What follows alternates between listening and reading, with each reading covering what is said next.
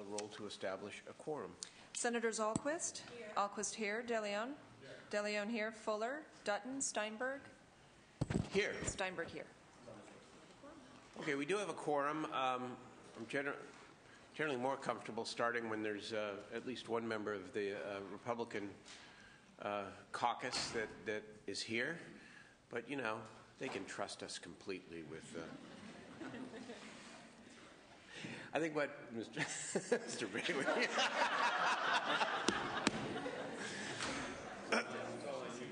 Yeah.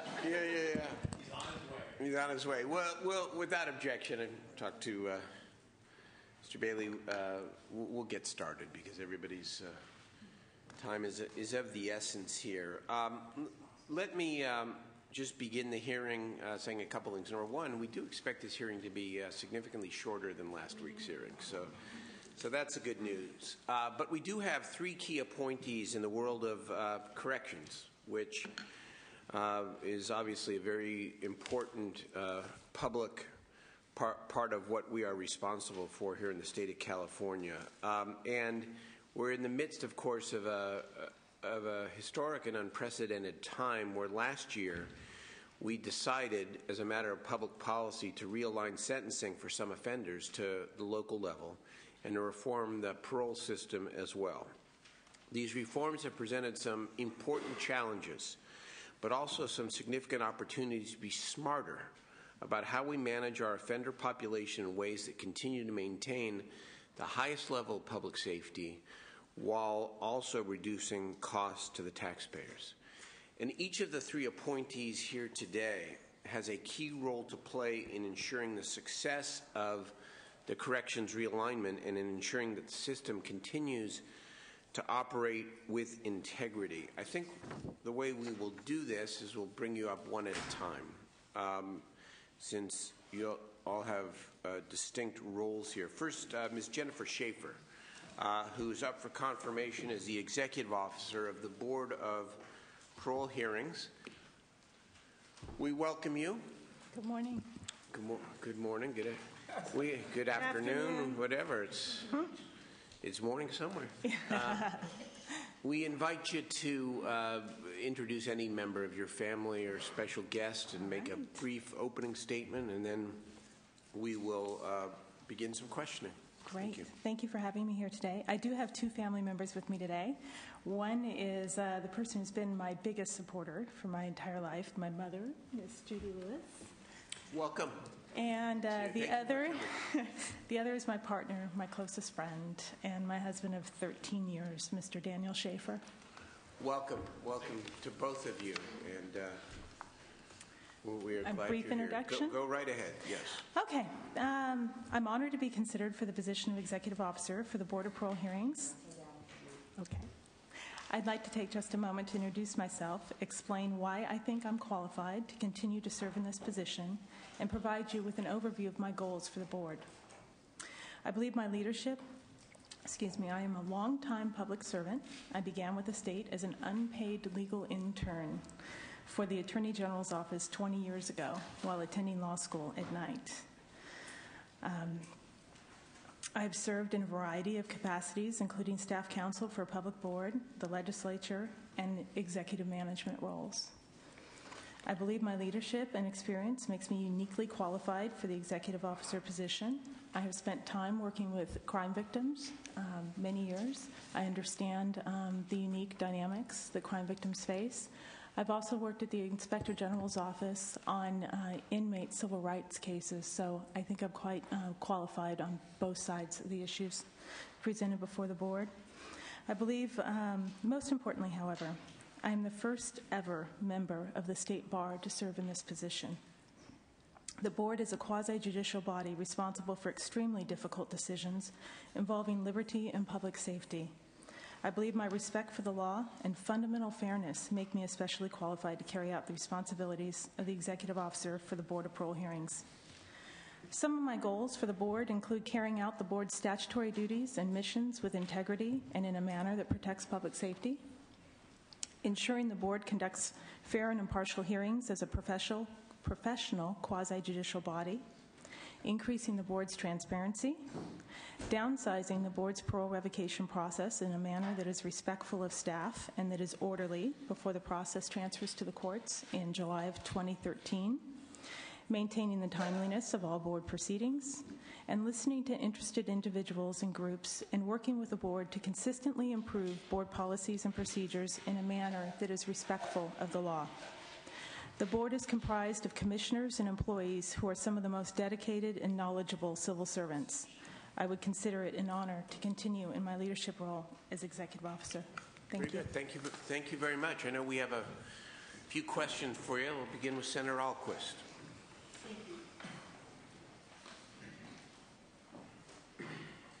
Welcome. Thank you. I'll begin with a little statement and then a question. Okay. I have two questions.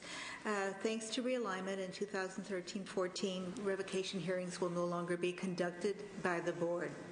They will be conducted by the state's trial court. So the first of the two questions is, what work still needs to be done to ensure a smooth transition when trial courts begin to hear state parole revocation hearings?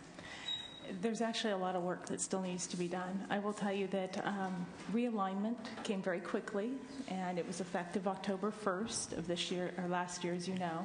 A lot of focus has been to quickly implement the things that went into effect very quickly or immediately upon that taking effect. So we're just now turning our sights to July of 2013, working with the Administrative Office of the Courts. We're also very hopeful. It's anticipated the parole population will decrease significantly by the time it gets transferred to the courts. So it should, we hope, make for a much smoother transition. Thank you. Second, and there may be a third, No but then that would be the end. Individuals opposed to your appointment cite your work on behalf of victim rights.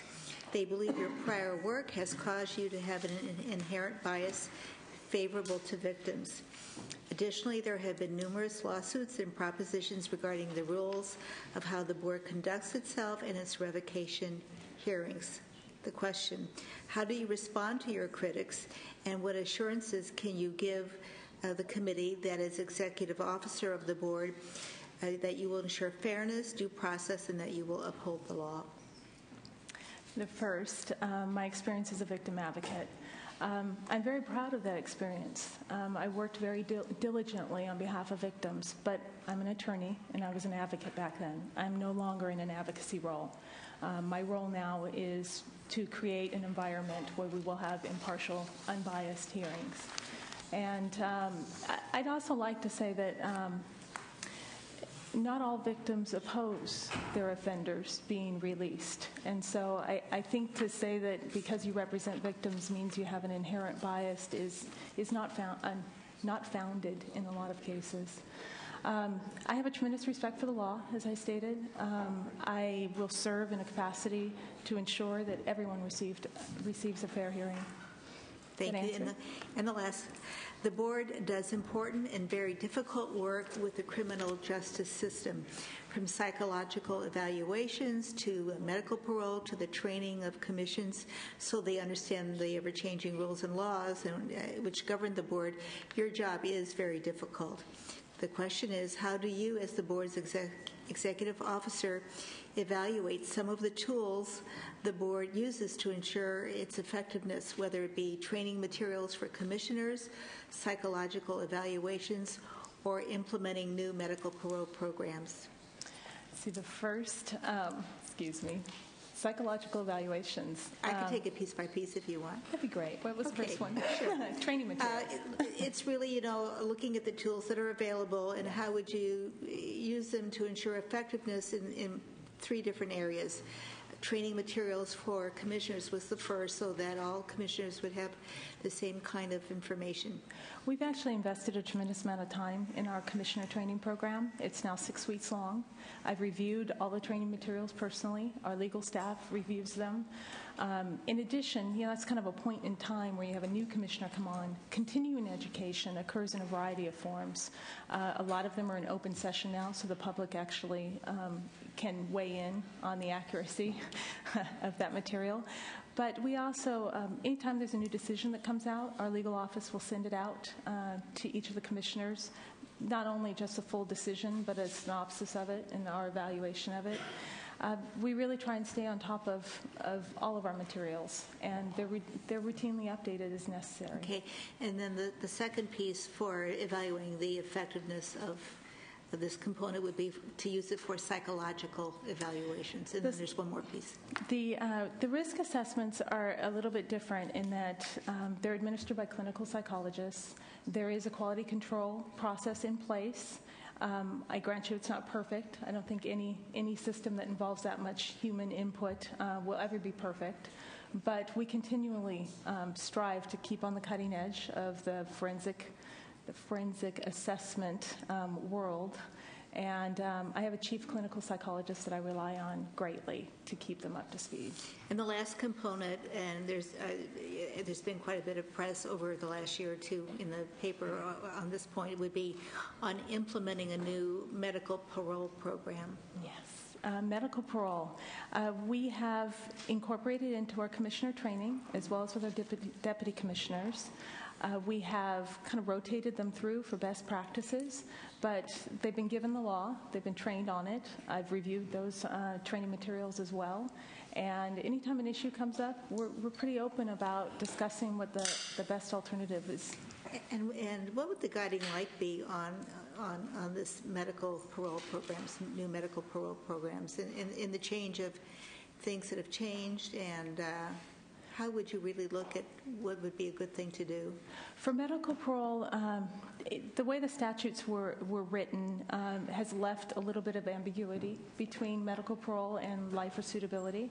So if you're asking for things that could still be worked on, yep. That's one where we're still trying to figure out the interplay between when somebody is granted medical parole, for instance. They don't have to be present. The hearing can occur in absentia. But if they happen to be a lifer as well, they still go through the life or suitability process. And during the life or suitability hearings, they have a right to be present. So some of the things that we have to work out with the receiver's office and CDCR is trying to figure out how to conduct those hearings. Do we have them at the facility where they're housed because they're out in the community? Do we transport them back to CDCR, the hearing rooms? Those kinds of details we're still working out. Thank you. You're Thank welcome. you. Very good. Senator Dutton, do you have some questions? A couple of questions. We had an opportunity to spend some time yesterday, and I appreciate that. Thank you. I think you're a very capable person. And these are kind of questions follow up on a little bit about what we talked about yesterday. Okay. Some of the things that some people brought up is like the grant request seems to have increased pretty dramatically, and you and I talked about that. I guess the follow-up question I would have, to your knowledge, is the administration, are they encouraging commissioners to actually grant more access just because of the overcrowding of our prison system? And no, I can actually very emphatically say that the administration has had no input on the outcome of our cases. In fact, the discussion I had with the governor when I was appointed was specifically that the board was to be as independent as possible when it came to its decision making. We don't really track the grant rates. I mean, we have them posted, but if you'll notice, they're not by grants. One of the most significant factors, I think, is if you look at the population that's eligible for parole, it's about 8,800 right now, whereas the number of grants hovers around the high 400s, and it has for the last several years. I think one of the concerns the public has is that for some reason we're going to end up having this wholesale release, and I too don't believe that's the case, so I just wanted to get that confirmed. Also, too, we talked a little bit about if you believe that you were under the influence or too much control under the Corrections Department, perhaps if you were a separate entity. Now, you indicated you didn't think so, but I was just wondering, how about including the budget? Would it be having your own budget? Would that end up making you feel like you had more control over what your function is as opposed to being under somebody else's I don't think control. anyone would ever argue against having their own budget and control of it. So, but whether that's an area where we need to spend attention right now, given all the other things that are out there, it's probably not one of my highest priorities. When I have needed something, I can go to the governor's office, I can go to CDCR, and they've been giving me a lot of support. Obviously, within reason, we are operating under some pretty severe constraints right now. Yeah, I just want to make sure that this tendency we have sometimes to rob Peter to pay Paul doesn't, because I think you do provide a very valuable service. Let's talk a little bit about victims. And do you feel that you're doing a good job of keeping victims informed as to proceedings that are or the status of hearings? I think we could always improve. My work with victims, though, has really brought to light that some victims choose to engage in the system, and I give them a lot of credence. It's a very courageous move for them to do so. There are some victims, however, who choose not to. And so how you create a process where you maximize the amount of input that you get from victims without reaching out to folks who don't want to be reached out to is a very difficult thing to accomplish. Right now, the Office of Victim Services is Office of Victim and Survivor Rights and Services with Department of Corrections and Rehabilitation. They're the ones that reach out to the victims to encourage folks to register if they want to receive notification. My understanding is the notification is occurring. I have not heard of any situations recently where somebody has not received notification. Right now they receive 90 days advance notice of any suitability hearing.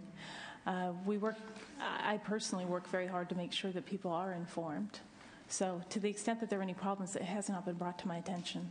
Do you got any thoughts right now of things that maybe you have looked at that you might be able to have some way to improve communications, or is there, not that you need improvement, but are there things that you can think of right now that might be a good idea to maybe start doing? I think some victims would prefer to be able to, log on somewhere and get information. I know CDCR has really worked on their VINE notification system. I think there's a variety of different things that could be done. Okay. Absolutely. Also, too, I know that your department's been very good about keeping, legislators informed as to the status and so forth. Is it going to be your policy to continue to provide legislators if they have specific requests for information about, grants and things like this? Are you still going to be providing them with that kind of information? I think, number one, it's public information, so absolutely. Okay. Number two, I think our track record shows that we provided a tremendous amount of information already, and we'll continue to do so. Okay. Thank you. You're welcome. Very good. Senator DeLeon. Thank you much, Mr. Pro Tem. Just one quick question with regards to the psychological evaluations and some of the errors that have taken place, obviously, with regards to the files. What's going on with that? And are commissioners trained to deal with these types of errors in the psychological evaluations? They're trained. I will say that during the 6 weeks that a new commissioner has during the training program, that it's a lot of information up front for them to absorb and apply when it does come out. But right now, we have standards. They have specific protocol that they go through. And when factual errors are brought to the attention of a commissioner, there's like a rule of thumb. If there's 3 factual errors, they're supposed to forward it to our forensic assessment division. If they think that the errors, no matter how numerous they are, go to the integrity of the risk assessment, they will often request a postponement and have a clinical psychologist review it to determine whether a new one needs to be done or not. Okay. All right. That's it, Mr. Thank you very much. I think my colleagues covered my questions. So why don't we hear from witnesses in support of the nominee?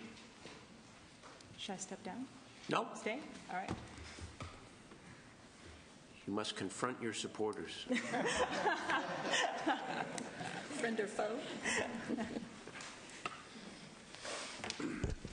Welcome. Good afternoon, Senators. My name is Vanessa Nelson, speaking for Life Support Alliance.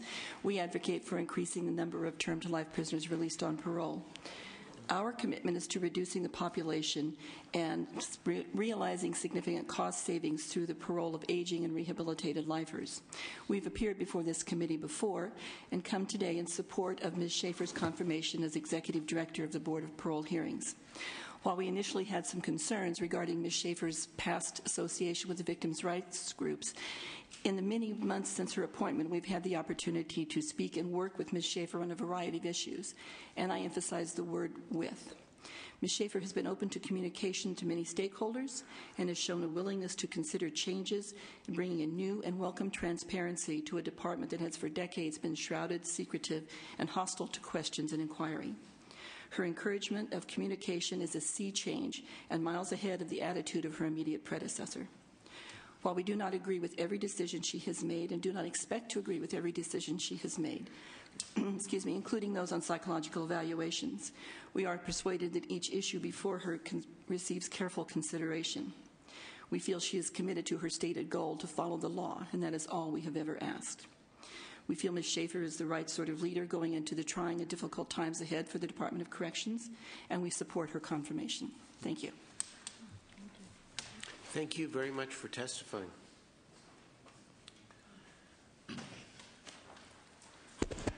Good afternoon, Senators. My name is Donald Miller. I have appeared before this committee before, mostly in reference to commissioner appointments. I work for a number of attorneys who do litigation which mainly challenges decisions by the board and sometimes by the governor. I'm a former lifer myself, got my law degree in prison, and have taken an active role. The lawyers that I work for, myself personally, all of us wholeheartedly support the confirmation of Ms. Schaefer as Executive Secretary. In doing so, we urge the committee to consider a couple of issues. First of all, in the last 5 or 6 years, there have been 3 or 4 different executive secretaries. I remember Mr. Monday, and then Mr. Hoshino, and now Ms. Schaefer. In dealing with Ms. Schaefer, she's extremely accessible. Her approach is not one of expediency or politics, but one of justice and of following the law. And she should be given an opportunity to see her balanced approach come to fruition. So if there's anything that this committee can do to urge the governor to keep her most capable person I know for this position in this position long enough to see the improvements take place that are needed in the board regarding the issues that you've already asked her about, the separation of the psychologists from the board so that the determinations can be independent and accurate, the lawyers who are appointed to represent inmates to be done outside of the board so that it can be unbiased and independent and capable and monitored. All of these things need to come to fruition. So we wholeheartedly support her nomination, and we hope that you can somehow keep her in this position long enough to see these improvements take place. Thank you. Well, we certainly can, and I think probably will, vote to confirm her. I don't know that we can ensure that anybody stays in a position longer than they choose to stay, or as long as the governor in an at-will position wants them to stay. But message received. Thank you.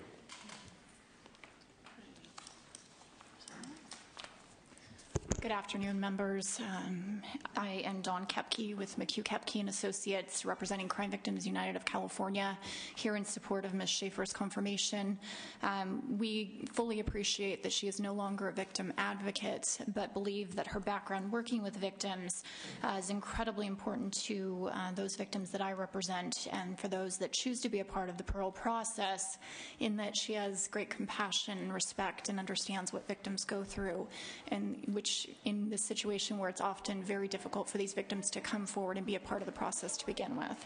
And while we have serious concerns with a number of the policies that have been enacted recently in recent years, we respect her commitment to enforce the law, one of which is obviously the Victims' Bill of Rights and the victim's ability to be a full participant in the hearings and have their voices heard. So with that, we urge your confirmation of Ms. Schaefer. Thank you.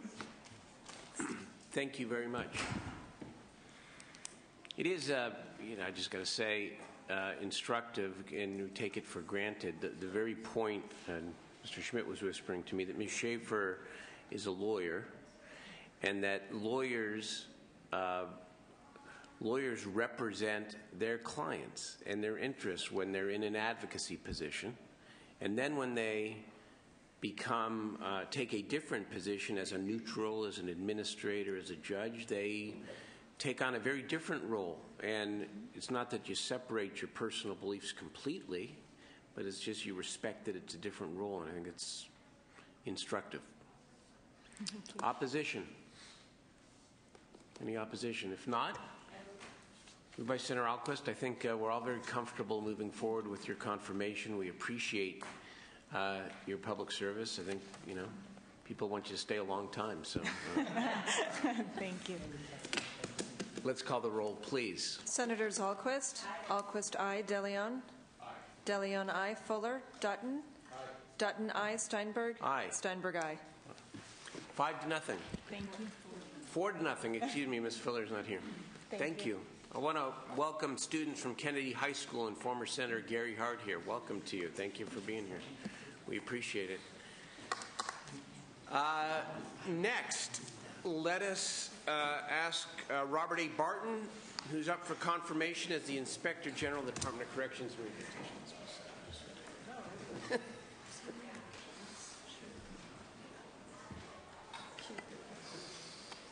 Mr. Barton, welcome. Yes. Thank you. Please introduce yourself, any member of your family, brief opening statement, and then let's talk about the Inspector General position and your confirmation. Thank you very much. Good afternoon, Mr. Chairman and committee members and staff. Thank you for this opportunity to appear before you today. Unfortunately, my wife and daughters aren't able to be here today. My wife was sick with the flu, and as with all things with your spouses that you share, I just got over it myself yesterday. So I apologize, Senator Dutton, for not being able to meet with you. I was... Just stay a healthy distance there. That's right. I think I'm over it. We also decided my daughter, who's in 8th grade, Haley, didn't need to miss any more school. And my oldest daughter, Ashley, is a freshman at UC San Diego in the middle of midterms. So all of them, certainly I want to thank for all of their support throughout my career, and I'm sure they'll be watching online. It is an honor to have been appointed as Inspector General, and I believe it is a vital role in the future of corrections, as you've stated.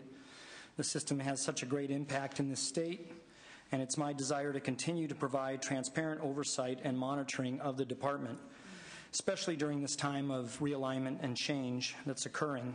Again, I thank you for the opportunity, and I look forward to answering any of your questions. I'll begin, if I might. This is a very important office, and it's had a history, as you know.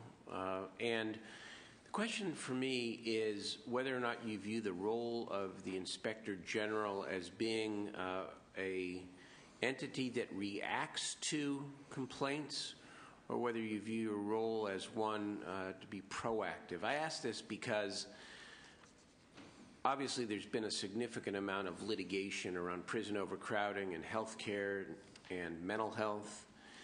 And I know that Judge Henderson recently cited the OIG medical inspections as showing generally improved conditions. Does it take far-reaching class action litigation to improve some of these things in our state prison? What role do you play, and your office play, in getting out front of some of those kinds of issues? Well, for the sake of the taxpayers, I hope not. I hope that it doesn't take that.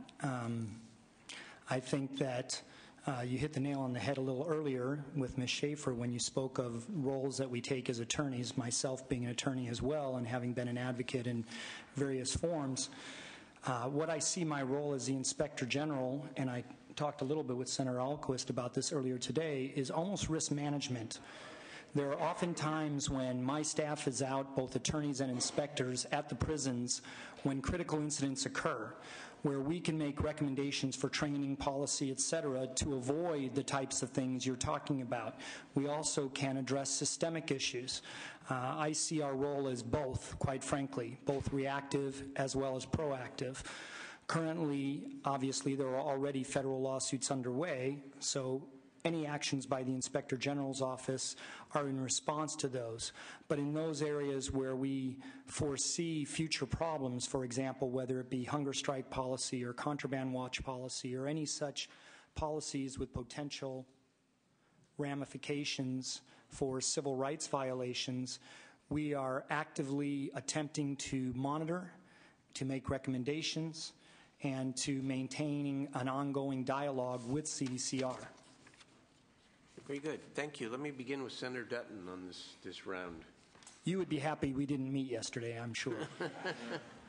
If you were carrying anything, then you're right. Just let me ask you a couple questions.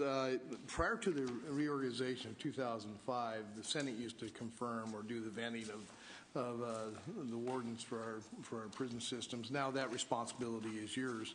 How's that working for you? Well, I've completed one since I took office. I believe we've been able to streamline the process. I know one of the concerns was a time issue from the department standpoint, and I fully understand that. It's hard to ask someone to leave their home and go to a prison in another part of the state and be acting for several months before they even begin that process. So we've tried to streamline that. So in that respect, I think we're doing well. Secondly, though, and I think more importantly, is my office, in terms of its regionalization and having members of my staff in the prisons each and every day, probably is I don't want to say best qualified, but probably the best suited in terms of day-to-day contact with these candidates as they go up through the ranks as associate wardens, chief deputy wardens, acting wardens, to view their management style. We sit in on their management team meetings. We sit in on their use of force meetings that they're chairing. We discuss with them all of their disciplinary decisions. And so we get a pretty good handle on where those candidates are coming from our own staff. In addition to which, we have a multitude of contacts throughout the prisons. Not that they wouldn't be less candid with anyone else, but we certainly have working relationships that we can tap into for what I believe is a clear picture of this person's ability to lead within corrections. Well, the reason I was kind of asking how that was working for you was because my staff has actually heard from some wardens that the process seems to be taking awful long. As a matter of fact, there's one warden that took 18 months. And what my concern right now is that you have, I think you have like 12 pending. 8, but 4 more coming, we're told. Okay, yes. So it'll be 12. Do you have the resources to actually get it done timely? Well, as Ms. Schaefer said, if you want to give me more resources, I'll happy to take them. But currently what I've done to alleviate that actually is sent out inspectors into both our Bakersfield and Rancho Cucamonga offices, so that now when I have vettings that are occurring in Central or Southern California, rather than relying on sending teams from Sacramento, we pull them right from the regions for the surveys that we conduct. And I personally I go out to the prison first, and then I meet with the warden candidates a second time for each one that's being vetted. We've just put together another schedule for the 8 pending, and I'm confident we're going to get through those 8 by May, which is only 3 months away. And the 4 others we're going to work into that process that haven't quite hit our desk yet. So right now there is obviously a glut, if you will, of candidates out there. I'm hopeful that once we get through this big sort of push here at the front of this year, things will slow down. But I've addressed it. I've spoke with Ms. McDonald within CDCR, who's one of the persons in charge of that. I think she's satisfied that our schedule is workable. How many, one of the other areas that we were trying to improve is to create kind of a bench, you might say. Most of these wardens that you're looking at now, they've been acting wardens? Yes and no. It depends on the prison. So some of them have been acting, and of course I've only been the Inspector General since late August. So the first one that I had, we were done with his vetting out of Tehachapi in 60 days. From the time I started to the time I finished it. Now, I only had 1 on my plate at that time, but it was a good trial run. The 8 that we have now, as I said, we have a schedule for those to be completed. And in fact, many of them, may have been acting for as much as a year. I think Mr. Stainer was. He's the first one that I finished. But some of them have just begun. So typically what we'll do is if they've just begun their acting term for a few months, we try to prioritize those that have been in an acting position longer. Secretary Cate himself recognized at the time he was Inspector General that there should have been at least some time that they were acting so you saw what decisions they made before you actually made a recommendation on them. I'm not so sure that's a requirement in that you still have their track record as chief deputies, et cetera, but given the number of them and given the extreme rate of turnover within CDCR management, it's always going to be a given that they will have been acting before they're vetted. Any idea how many acting wardens we have right now in order to, because the idea was supposed to be develop the bench, okay, and that you'd have a supply of wardens that were trained, ready to go, so that you wouldn't have this long vetting process that becomes necessary. It's a little tough to kind of pilot a ship if you don't have any captain, and that's what I'm concerned about. Yes, and I think the department is trying. They have some retired annuitants that are prior wardens coming back as acting, so obviously those persons are not candidates. I was heartened to see, for example, down at R.J. Donovan Prison, that they had an acting come back as the chief deputy to mentor, if you will, the acting warden in that location, rather than have a retired annuitant be the warden, make the decisions, and have the person that was a chief deputy below them. You actually put the candidate in the warden spot and have the retired annuitant come in there as a mentor, if you will, but let that acting warden make the decisions and be trained on the job. So that's encouraging to see that. I think that in some cases there's just a scarcity and just the amount of turnover that they have that they're dealing with. To answer your question, I would probably have to defer to Mr. Oshino, but I'm guessing it's upwards of 18 to 23 that are either acting or retired annuitants out of the 33 prisons. So sounds to me like your working relationship with the department, there's a lot of things you're responsible for, but you don't control that part of it.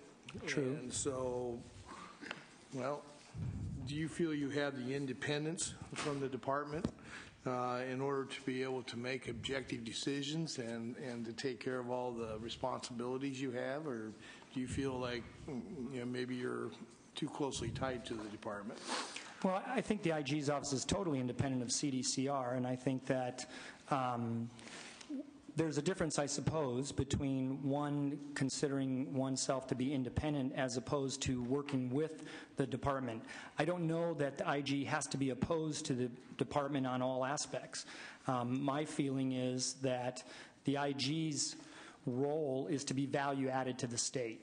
And if that means pointing out problems within the department, including what you raised, which is creating a bench, we've made suggestions in the past. I think in answer to my questions, I referred back to one of our earlier reports where we made recommendations, at least one of which they accepted, which is creating this leadership class. And in my visits to the prisons, many of the wardens and chief deputies have indicated they've been sending captains, younger AWs to those classes to try to groom them into those positions. So I think that we've made recommendations to them that they're following. Well, I understand that Mr. Cate, he actually hired you originally in the IG or Correct. The AG's office. Do you feel obligated when you have a conflict of opinion with Mr. Cate regarding his views, like use of force, for an example? Do you feel you can... Not at all. You don't feel any conflict there? Not at all. I think he would be the first to tell you, having been in my role, that he understands what the job of the Inspector General is. And he, I don't think, would expect anything less from me than an objective opinion of how his department is doing. In fact, I think to some degree, he probably welcomes it. I think, as Senator Steinberg would tell you, that those of us that went through King Hall realize that you can be professional on one level as attorneys, and you may ask for sanctions against someone in the courtroom and walk out and have lunch with them. So I don't have any problem separating my job requirements from my duties in this office. How do you feel about cell phones? How do I feel about cell phones in the Any prisons? thoughts about cell phones? I forgot to ask you about that. You let her off. They're great as long as you're not in prison. Yeah, okay. Anyway, thank you very much. Thank you. Senator Alquist. Seems to me I had a bill at one point on cell phones in prison. It seems to me you did. Okay, 2 or 3 questions. When you were in the office and we had the nice discussion, I asked a question, and I'll phrase it just slightly differently. In reporting to the governor, how at the same time do you maintain the independence of your office when you report to the governor? And I think the answer is very similar to what I gave regarding the secretary, and that is, even though the governor has appointed me, and even though I believe the governor should be informed of things, I don't feel as though the governor in any way dictates what the department, the Inspector General's department, decides or recommends necessarily. And much the same way that I report to the legislature, I've spoke with Senate rules, I spoke with the Assembly and reported to them problems that were perceived. One of the things the new legislation last year affords us is the opportunity to go to the legislature to review things. And I certainly would not be shy about doing that if I believed an issue warranted it. Okay. My next question, and we talked a little bit about this. I feel that you have a very good relationship with Secretary Kate, and that probably the two of you, I'm not a mind reader or clairvoyant, but you probably have developed a way of really working together that's very positive. I said to you, you need to keep taking your vitamins. But I'm looking down the line. He's bigger than me. I'm looking down the line, let's say 18 and a half years from now, when there are other people in these 2 positions. What is it that you could be doing now in terms of policy, regulation, culture, whatever, so that down the line when there are these other 2 people, that they will also have a very positive way of relating and working together?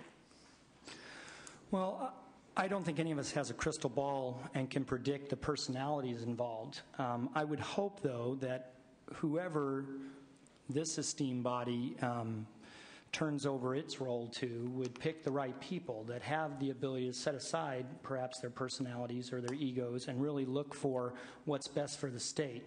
I think that the system as it currently exists, as I told you, I meet regularly with Secretary Kate. We oftentimes do disagree, but I think we both have the same end goal, which is for the department to achieve its mission with as little cost to the taxpayers and with as much success for public safety. So short of that, regulation-wise, I think that some of, as I said, the legislation that we have now, we certainly are looking at some cleanup things, because I think that when our mandated duties were changed last year, there are still some areas that are no longer applicable.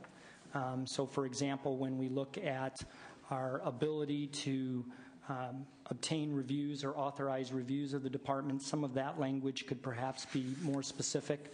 But I've worked, again, closely with the Rules Committee and from this body, and I'm confident that those things can be achieved in 18 and a half years the same manner in which they are achieved now. Thank you. I'm not going to ask the question on warning shots that I asked in the private meeting, but I am very interested in that area. My last question is the OIG. One of your responsibilities is vetting the gubernatorial appointments for warden and superintendent positions. And I'd like to understand, what is your guiding light, your core criterion for what you're looking for people in these positions? Well, one of the questions that I've asked the candidates that I think takes them aback a little bit is, right off the bat, I ask them what's the basis for their moral compass, personally, because I want to know, when it comes down to a decision between right and wrong, rather than what's expedient, what is it that drives that person to decide what's right and wrong. In addition to that, we look at all of the department's criteria for management, not only whether or not they are managing their various departments appropriately, but a question I've always asked as a manager of people is, can you do the job of your subordinates, and could you, if required, do the job of your superior? And within corrections, it's a chain of command. So I think that's healthy for any organization, for wardens to look at what would I have to do, what type of things do I need to train myself in if I were asked to step into an associate director job. By the same token, can I do the jobs of all my associate wardens, even if that's business services? I joke around with my staff, and I tell them, I don't really like math, but that doesn't mean I can't do it. I can do math, I just don't prefer to. I was a math teacher. I know. And I'm actually disappointed that Ms. Fuller is not here, because she would tell you that, yes, that we worked together when she was a superintendent on a truancy program. But yes, so my point is, I got straight A's in math, but it may not be something I like. Same thing with wardens. Just because it's not their forte doesn't mean they shouldn't know how to do it. Thank you. Thank you, Mr. Pro Tem. Thank you very much, Senator. Senator De Leon? Thank you very much, Mr. Pro Tem. Mr. Barton, let me ask you a question that maybe it's a little more at 10,000 feet, sort of a larger picture. Through your experience as the Inspector General of the largest correctional facility or system in the country, what do we need to do better collectively, not assigning any particular blame on any sector right now, to deal with the recidivism rate, which I think is one of the worst, if not, I don't want to say the worst, but obviously it's one of the worst in the country? Well, we address recidivism every time we have a CROB meeting, and I chair those meetings. And so in the last 3 meetings I've attended, I've heard the statistics and heard the department's plans for improving that. I think Senator Alquist, of course, would certainly second the fact that I think education is key. It's my belief that oftentimes we have ways in which the department could give incentives to inmates to improve their education. In fact, I was at a prison the other day talking to the warden there, who has a particularly popular prison industry, that a lot of the inmates want a job there. So what they've done is they've told them, if you want a job in this industry, because they get a certain pay number, et cetera, and it's something for them to do each day, they have to work on getting their GEDs. And I think they've set it out a year. Within a year, if they don't have their GEDs, they're not going to keep those jobs. So you give incentives to them that are meaningful to them while they're in prison to improve education, because obviously I think that's one of the key components for them once they are released to find a job. Do you have, off the top of your head, and I don't expect you to have it, but graduation rates or educational attainment rates of the prison population in the aggregate? Well, we're actually coming out with our next CROB report, which will have those figures, and I'll make sure your office gets them. I'd actually like to see it, and if the data is disaggregated also, too, with regards to ethnicity. I don't know if you can have it geographically disaggregation or not, but the data would be helpful. But as you were saying, with regards to education, hitting certain benchmarks, incentivizing folks to make sure they have a skill set when they leave. Right, and the other is obviously vocational programs or prison industries that actually are realistic in them getting jobs on the outside. There are some that may not be as realistic as others. For example, I know the body shop work being done in some of the prisons have, in some cases, over 90% employment rate. When those persons are released, they get jobs. And so I think the department is trying, to the degree that they can, to identify those and maximize those. But I think that that's also key. And what are those vocational programs that are unrealistic? That are not realistic? Yeah. Well, for example, there's the sewing program, let's say. Mm-hmm. Now, my understanding is that they do a wonderful service for the state, because we need garments, we need the reflective vests, we need all those things in the state that they provide. I think the department recognizes, though, that these folks that are working in those shops aren't necessarily going to get out and start their own tailor shop or be hired as independent businessmen. By the same token, I think what they do is they oftentimes use lifers or people perhaps that have less of a possibility of being out anytime soon to fill those roles. So I think the department recognizes it. So education is one, obviously. Yes. A couple other variables? Education, workable occupational training. That you can translate to the outside world. Correct. I think those are two of the primary ones, and then the third one that is, an ill within society as well as prisons, and that's simply the whole drug culture and the fact of addiction. There are a lot of programs, a lot of volunteer programs within the prisons. They use outside volunteers as well as prison inmate self-help groups that help inmates with those problems. But I would say that that's also an overarching problem within our prison population, for that matter, our society. So if you're in prison, obviously, if you either came into prison with an addiction, and that addiction drove your inner demons, if you will, to commit certain crimes, obviously got the best of your judgment while you're inside prison, and you already have an addiction, or you acquired the addiction. Obviously, if you're able to game the system, if you will, and secure parole and leave prison, and obviously get caught up in the system once again, and get caught up in this whole recidivism sort of a carousel, the programs we have right now are voluntary programs, so they're not mandated programs if you have whatever type of addiction that you may have. So these are all voluntary programs? Correct. So that'd be kind of difficult, if you will, to get folks, or if you have an addiction, unless you reach a certain point internally where you say, I'm going to voluntarily, become empowered as a human being, try to do away with my addictions, if you will. That's a chemical issue. It's a very difficult issue to deal with, faith is fantastic, but, it'll get you to a certain point, when chemically, it'll take over you completely. So it's almost a system that's set up. And then, again, I'm not assigning blame on anyone whatsoever. It's almost like a system that's pretty much set up for failure. Well, I think Ms. Schaefer would tell you that the parole, in order to get parole, they look at those issues as well. So I know you use the phrase game the system, but it may not. Well, I don't want to use that, but obviously if you have a high recidivism rate, I'm gonna, it's safe to say you got a lot of folks in there. Yeah, and there may be people that, obviously none of us are naive enough to believe that there are not drugs in prison, but there may be people that for whatever reason aren't able to use as much while they're in prison, and so they dry out. But the same things, as you said, that drive them to be, that addictive personality once they hit the streets, not to mention the lack of hope if they don't have job or education, may drive them back to the drugs. So if you're asking me as the Inspector General if I have a solution to that, I don't. But I certainly encourage the department to continue its efforts to maximize the use of volunteers and any programs that address that problem. Okay, and one last question I was going to ask with regards to the hunger strikes at Pelican Bay. Give me your observations on that, or share your observations with us.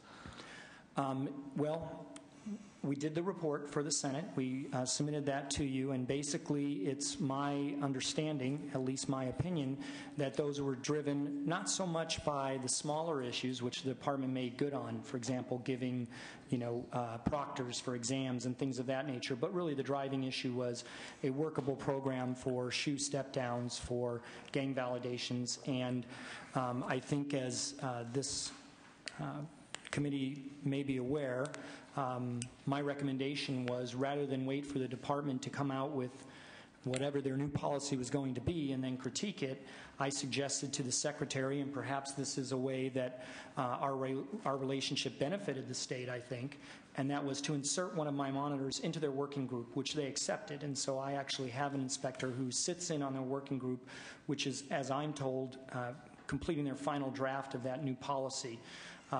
And so I think that's a much better process that is real-time monitoring by the Inspector General of that process, as opposed to throwing stones afterwards or after the fact. And so I expect that to come out soon, and as soon as it does, we'll, I'm sure, have additional dialogue on that. My understanding is they're trying to make it so that it's workable for inmates, as I said, to have some hope of working their way out of that segregating housing unit, provided they do the things that are required. Okay, all right, thank you very much. And then when you do get that data, if you could be so kind enough to send us a copy. I would be more than happy to. Thank you, Senator. So much. Thank you. Thank you, Senators. Let's hear from witnesses in support of the nominee, please. Any witnesses in opposition? Okay. Well, I'd like to make a comment or two. I'm going to enthusiastically support the nomination here. You inherited a 31% reduced budget in staff.